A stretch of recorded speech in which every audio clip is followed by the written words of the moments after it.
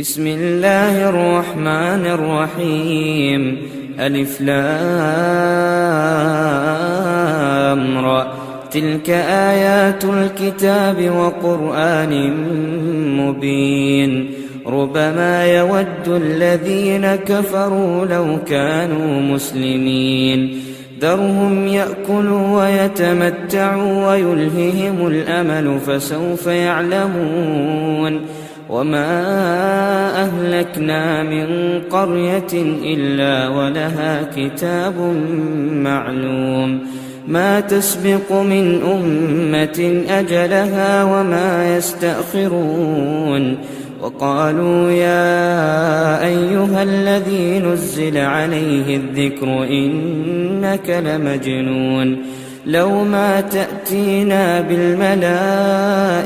إن كنت من الصادقين ما ننزل الملائكة إلا بالحق وما كانوا إذا منظرين إنا نحن نزلنا الذكر وإنا له لحافظون ولقد أرسلنا من قبلك في شيع الأولين وما يأتيهم من رسول إلا كانوا به يستهزئون كذلك نسلكه في قلوب المجرمين لا يؤمنون به وقد خلت سنة الأولين ولو فتحنا عليهم بابا من السماء فظلوا فيه يعرجون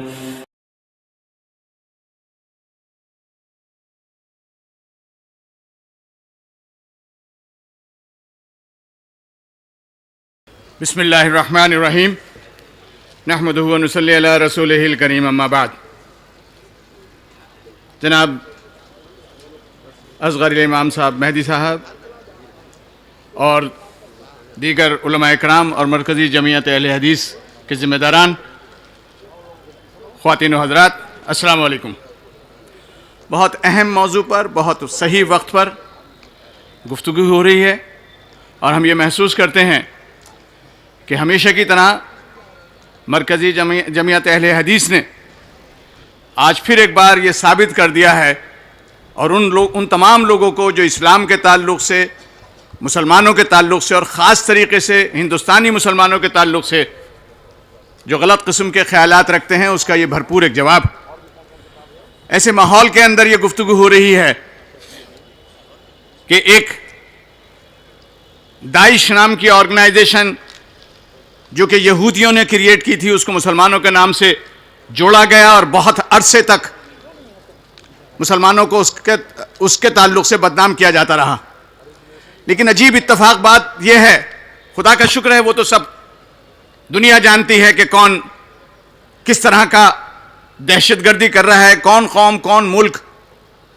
لیکن خود ہمارے ملک میں بھارت کے اندر کچھ لوگوں کی زبان اس طرح سے چلنے لگی ہے کہ ایک ایسے معاملے کو جو سپریم کورٹ کے اندر اس وقت داخل ہوا ہے اور جس میں ہیئرنگ چل رہی ہے، اور مسلمانوں کے ساتھ تمام تر زیادتی کے باوجود کہ 500 سال تک وہاں مسجد جس میں ہم سجدہ ریز رہے، اس کے بعد پولیس کی ایک رپورٹ کے مطابق، مسلمانوں کی رپورٹ نہیں تھی وہ، پولیس ہی کی ایک رپورٹ کے مطابق اس رات کو راتوں رات 3 مورتیاں وہاں لگا دی گئیں، اور اس کے بعد مسلمانوں کے ہاتھ سے وہ مسجد اس کو عبادت کرنے کے لیے روک دیا گیا، اور پھر الٹیمیٹلی وہ 6 دسمبر 92 کو شہید کر دی گئی. لیکن الحمدللہ مسلمانوں نے اس تمام سازش اور ان تمام جو ناپاک حملے تھے اس کے باوجود امن کو اپنے ہاتھ میں رکھا اور برابر یہ کہتے رہے کہ ہم ملک کے قانون کا احترام کرتے ہیں اور ہم اسی کے حساب سے اپنی اس جنگ کو آگے لے کر جائیں گے. اور آج کی تاریخ تک بھی کوئی ایک مسلم آرگنائزیشن، میں انتہائی ادب کے ساتھ میں کہتا ہوں، کوئی not even one single Muslim organization جس نے کہا ہو کہ ہم سپریم کورٹ کا آرڈر نہیں مانیں گے. اور اس کے مقابلے میں جو ہم کو دھمکی دی جا رہی ہے وہ یہ دھمکی دی جا رہی ہے کہ اگر سپریم کورٹ کا کیس دوسرا ہوا، اب ہمیں نہیں پتا وہ کس طرح کے فیصلے کی بات کر رہے ہیں، کیونکہ سپریم کورٹ کے آرڈر کے اوپر کچھ بات کرنا بھی کنٹمپٹ ہے،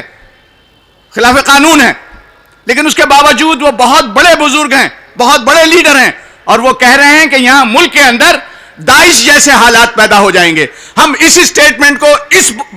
پلیٹ فارم سے مذمت کرتے ہیں اور کہتے ہیں کہ اس طرح کی دھمکی آمیز لفظ جو ہیں وہ ملک کے لیے بہت نقصان دہ ہیں، اور ایسے تمام لوگوں کے اوپر چاہے کتنے ہی بڑے آدمی ہوں، کتنے ہی بڑے مفکر اپنے آپ کو سمجھتے ہوں، کسی جماعت کے بھی گرو ہوں، ایسے لوگوں کی زبان پر تالا لگنا چاہیے، کیونکہ اصل میں ملک کے وہ دشمن ہیں جو کہ کورٹ آف لا کو نہیں مان رہے ہیں، سپریم کورٹ کو نہیں مان رہے ہیں، بلکہ وہ اپنا ایک قانون جمانا چاہتے ہیں۔ ہم یہ سمجھتے ہیں آج کا جو ہمارا یہ ملنا بیٹھنا ہے یہ بہت اہم ہے۔ مرکزی جمعیت اہل حدیث ہمیشہ سے مسلمانوں کی تمام آرگنائزیشنز میں، اور خاص طریقے سے آل انڈیا مسلم پرسنل لا بورڈ میں، ابھی جو پچھلے دنوں میں حضرت مولانا کا جو کردار رہا ہے وہ انتہائی قابل احترام ہے، اور ہمیں فخر ہے کہ جب ہم لوگوں کے درمیان میں حضرت مولانا جیسی شخصیات اور بزرگ ہمارے سامنے موجود ہوں تو بھارتی مسلمانوں کو اور بھارت کے رہنے والوں کو کسی قسم کے فکر کرنے کی ضرورت نہیں ہے۔ انشاءاللہ ہم بھی ترقی کریں گے، ہمارا ملک بھی ترقی کرے گا، اور ہم امن و امان کے لیے ہر وہ قربانی دیں گے جس کی ضرورت ہوگی۔ وآخر دعوانا الحمدللہ رب العالمین۔